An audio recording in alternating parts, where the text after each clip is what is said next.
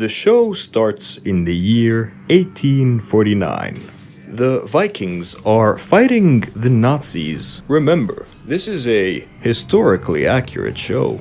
And this is our main character, Thors. And this is Thorkel, who's very realistic. Because this show is historically accurate and very realistic.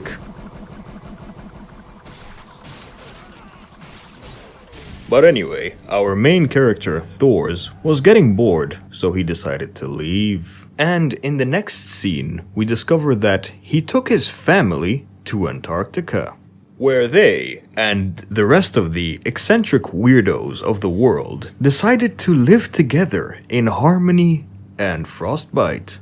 And this is Thor's son. His name is Thorfinn. You couldn't make this shit up. Ah, yes, here comes Thor's divorce. Anyway, Thorfinn is our main character, and his story centers around his journey of learning not to be racist. So, Thors finds a dying slave and tries to revive him. But then the Americans show up. Now, do remember, the Vikings were fighting the Nazis alongside the Americans back in World War II. And because this show is historically accurate, they have to depict how the Americans were using slaves to fight the Nazis alongside the Vikings. Thors did not want to give up this clearly suffering man back to the slavers who were basically working him to death and were going to punish him for trying to escape. Lots of negotiation happens, but in the end, Thors manages to keep this slave in exchange for both of his testicles. American culture, after all, pretty much revolves around them. A little later, the LGBTQ shows up on the island in order to congratulate Thors on becoming trans. However, Thors tries to explain that he in fact is not trans and was just doing it because he's literally Batman for real. But the LGBTQ don't understand the grind set, so they just do what they do in real life. They force him to be part of the LGBTQ. Being gay is not a choice. It's a goddamn threat. This isn't a homophobic video.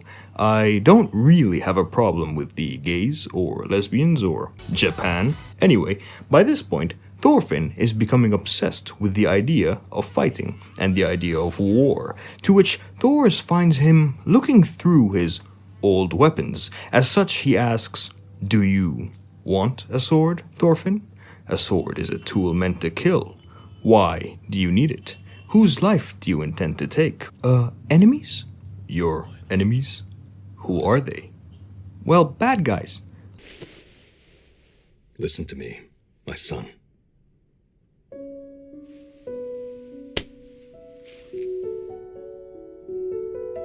You don't have enemies.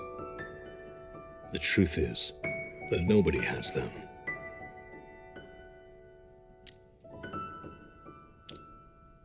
Nobody in this entire world deserves to get hurt.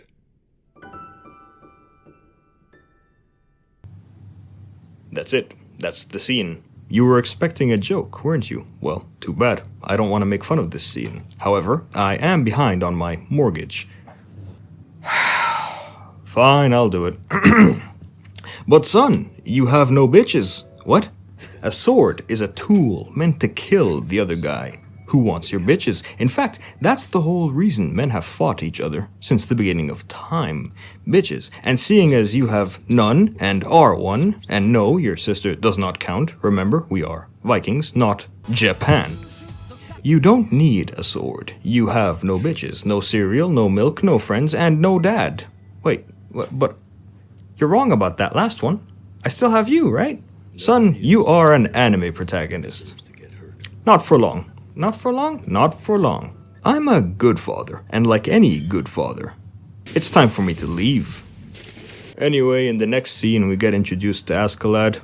He is our main character, and at the moment, he is arguing with the LGBTQ on whether or not rainbows are gay. Spoiler alert, they fucking are. You see, the thing about Askeladd is that he only travels with men, and whenever chicks give him attention, he ignores it because he is on his Sigma male grind set, as it were. But the LGBTQ don't understand that, so they're calling him gay. But they just don't understand that he's literally Batman and therefore isn't restricted by such thing as the female gaze. So anyway, Floki fucking invites Aska Chad to throw Thor's a coming out party. Who the fuck wrote this? For his trans celebration. Askeladd agrees and sets out to find Thor's. Well, anyway, that's the end of part 1. It isn't really the end, but I'm kind of getting tired of writing this script. Yes, this is an actual script. Fucking... And as a result, part 2 is coming next fucking year, maybe? Thanks for watching. If you enjoyed, do the stuff. If you didn't, then hang yourself.